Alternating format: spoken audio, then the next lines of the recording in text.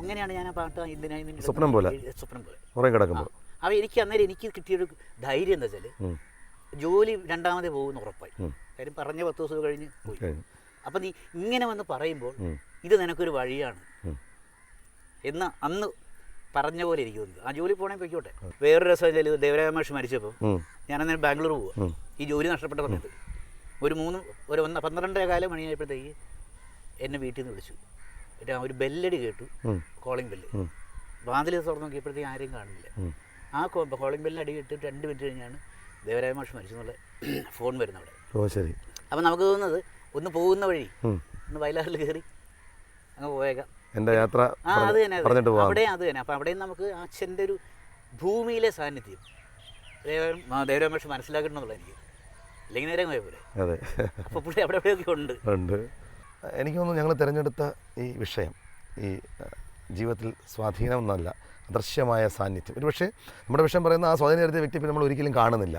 ഇത് ശരിക്കും അങ്ങനെയാണ്. ശരത്തേട്ടൻ പറയും വേറെ അർത്ഥത്തിൽ നമ്മൾ കാണാതെ കാണുന്ന, ഫീൽ ചെയ്യുന്ന, അനുഭവിച്ചറിയുന്നതാണ്. അപ്പോൾ ഈ ഇത്തരത്തിലുള്ള ഒരു അദൃശ്യ ഈ നമ്മുടെ വിഷയത്തെക്കുറിച്ച് ഞാൻ ആധികാരികമായിട്ട് ചോദിച്ചാൽ വ്യത്യസ്തമായൊരു സ്വന്തമായിട്ടൊരു എന്ത് അഭിപ്രായമായിരിക്കും ശരത്തേട്ടന് പറയാൻ തോന്നുന്നത്? ഈ ഞാനിപ്പോൾ നമ്മൾ കൊടുത്തിരിക്കുന്ന ക്യാപ്ഷൻ ആരോ ഒരാൾ, ഈ സാന്നിധ്യം എല്ലാവരുടെ ജീവിതത്തിലും ഉണ്ടെന്ന് ഞാൻ അവകാശപ്പെടുന്നില്ല, എന്നാലും ഉണ്ട്.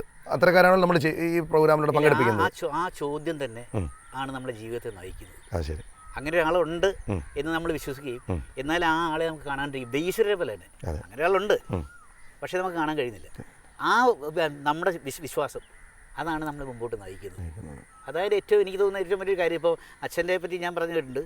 നമുക്ക് ഭൂമിയെ കൊണ്ടുവരുന്ന സമയത്ത് അച്ഛൻ മരിച്ചെല്ലാം കഴിഞ്ഞിട്ട് രാത്രി വെളുത്തുവാവ് ദിവസമൊക്കെ ഈ അടുത്തുള്ള മാടക്കടയിലേക്ക് ഇരുന്ന് വെള്ളാടിയൊക്കെ ഉണ്ടല്ലോ, ഇവർ രാത്രിയിൽ നമ്മുടെ പറമ്പിൽ കൂടെ വെളുത്ത വേഷമൊക്കെ ഇട്ട് ഒരാൾ നടന്നു പോകുന്നതും നടന്ന് നേരെ വീട്ടിലേക്ക് കയറി വരുന്നതും അവർ ഫോളോ ചെയ്തിട്ടുണ്ട്. പക്ഷേ വീടിനകത്തേക്ക് കയറി കഴിഞ്ഞാൽ അദൃശ്യമാകും ഈ രൂപം. അങ്ങനെ കണ്ടവരുണ്ട്. പിന്നെ തിരുവാതിര രാത്രികളിൽ നമ്മൾ കളിക്കും, തിരുവാതിര കളിയുണ്ടാവും. വീട്ടിൽ നടന്നിട്ടുള്ള 2 കൊല്ലം പുറത്തെ ലൈറ്റ് മാത്രമേ ഇടുള്ളൂ, അകത്ത് ഒരു ലൈറ്റ് ഇടുള്ളൂ മുറിയുടെ. ആ സമയത്ത് കൈയുള്ള ബനിയനും ഇട്ട് ഒരാളിങ്ങനെ മിന്നുമായുന്ന പോലെ കൈയുള്ള ബനിയൻ ഇട്ട്. പക്ഷെ നമ്മളാരും ഇത് കണ്ടിട്ടില്ല. അല്ലാത്തവർ കണ്ടിട്ട് പേടിച്ച് കണ്ട് തേങ്ങ മോഷ്ടിക്കാൻ വന്നിട്ട് ഈ രൂപം കണ്ട് പേടിച്ച് പനി പിടിച്ചിട്ടുണ്ട്. അങ്ങനെയൊക്കെ ഉണ്ട്. അപ്പോൾ അതിൻ്റെയൊക്കെ ഒരു രക്ഷകൻ എന്ന രീതിയിൽ ഇപ്പോഴും ആ രക്ഷാ കവചം അവിടെ ഉണ്ടെന്നുള്ളതാണ്. അവിടെ നിന്നല്ല, എവിടെ പോയാലും ജീവിതത്തിലുടനീളം ഉണ്ടെന്നുള്ളതാണ് എനിക്ക് തോന്നുന്നു. ഗുരുവായും അച്ഛനായും എല്ലാം നിറഞ്ഞു നിൽക്കുന്ന ഈ ഒരു സാന്നിധ്യം തന്നെയാണ് ജീവിതത്തിലുടനീളം. പിന്നെ ഏറ്റവും ഈ ആരോ ഒരാളും ചോദിച്ചപ്പോൾ ഞാൻ ഒരു കാര്യം ഓർത്തു. ഒരു ഏകദേശം 2 മാസമായിക്കോട്ടെ ഞാൻ ഉച്ചയ്ക്ക് ഉറക്കം. നമ്മളിപ്പോൾ സ്മാരകത്തിലാണ് താമസിക്കുന്നത്. അപ്പോൾ സ്മാരകമാണ് അച്ഛനെ അടങ്ങിയ സ്ഥലമൊക്കെ അവിടെ വീട് പണി നടക്കുന്നുണ്ട്, അവിടെ താമസിക്കുന്നു. അപ്പോൾ ഒരു ദിവസം നമ്മൾ ഇങ്ങനത്തെ പണിയിട്ടിരിക്കുന്നത് ഈ ചങ്ങല. അപ്പോൾ ഉറക്കത്തിൽ ഈ മണി വെച്ച് കിട്ടും. അപ്പോൾ എഴുന്നേക്കാൻ മടി, അത് ഉറങ്ങുന്ന സമയമല്ലേ. അപ്പോൾ എനിക്ക് എഴുന്നില്ല. പിന്നെ ഞാൻ പോയി കുറേ കഴിഞ്ഞ് വീണ്ടും കിടന്ന് വീണ്ടും മണി വെച്ച് കിട്ടും. അത് രണ്ടും നമ്മൾ അവഗണിച്ചു.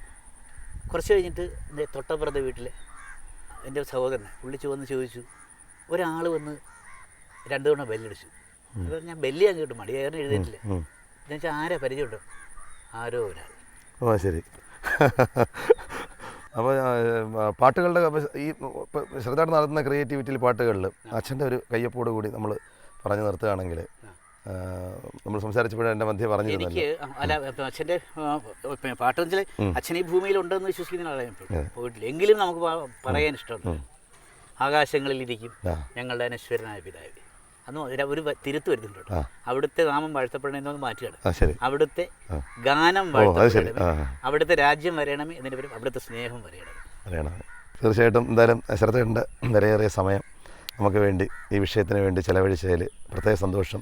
അതിലൂടെ തന്നെ അദ്ദേഹത്തെ ഓർക്കാനും ജീവിതത്തിൻ്റെ ഈ പറഞ്ഞ എനിക്ക് തോന്നുന്നു എല്ലാവർക്കും അറിയാൻ പാടില്ലാത്ത ഒരു മേഖലയിലേക്കാണ് നമ്മൾ വാതിൽ തുറന്ന് കുറേ ചിന്തകൾ അവർക്കൊരു പ്രത്യക്ഷത്തിൽ ഒരു പക്ഷേ ഇതിനെ ഫിക്ഷൻ എന്നോ അല്ലെങ്കിൽ ഭാവന പലതരത്തിൽ വ്യാഖ്യാനിക്കപ്പെടുമെങ്കിൽ കൂടി ഒരാൾക്ക് അനുഭവത്തിലുണ്ടാകുന്ന സത്യമായ കാര്യം തന്നെയാണത്. അതുകൊണ്ട് തന്നെ ഇത്തരം വിഷയം തേടിപ്പിടിച്ച് ചെയ്യാനായിട്ടുണ്ടായ ഒരു തീരുമാനം നമ്മുടെ ഭാഗത്തുണ്ടായാലും.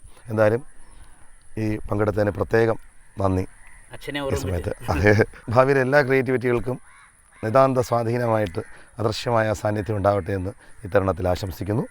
ഒപ്പം പ്രേക്ഷകരോട് നമ്മളിന്ന് ഈ എപ്പിസോഡിൽ നിന്നും പടിയിറങ്ങുകയാണ്. മനോഹരമായ കുറേ ഓർമ്മകൾ പങ്കുവെച്ച് ഇന്ന് നമ്മോടൊപ്പം ശ്രീ വയലാർ ശരചന്ദ്രവർമ്മ. മനുഷ്യ മനസ്സിൻ്റെ കാണാത്ത തലങ്ങളിലൂടെയുള്ള ഒരു യാത്രയായി വേണമെങ്കിലും നിങ്ങൾക്ക് ഈ പരിപാടിയെ വ്യാഖ്യാനിക്കാം. ഏതായാലും അത്തരത്തിലുള്ള മറ്റൊരു വിസ്മയവുമായി മറ്റൊരു അതിഥിയുമായി നമ്മൾ വീണ്ടും കണ്ടുമുട്ടുന്നവരെ എല്ലാവർക്കും നന്മകൾ നേരുന്നു. നമസ്തേ.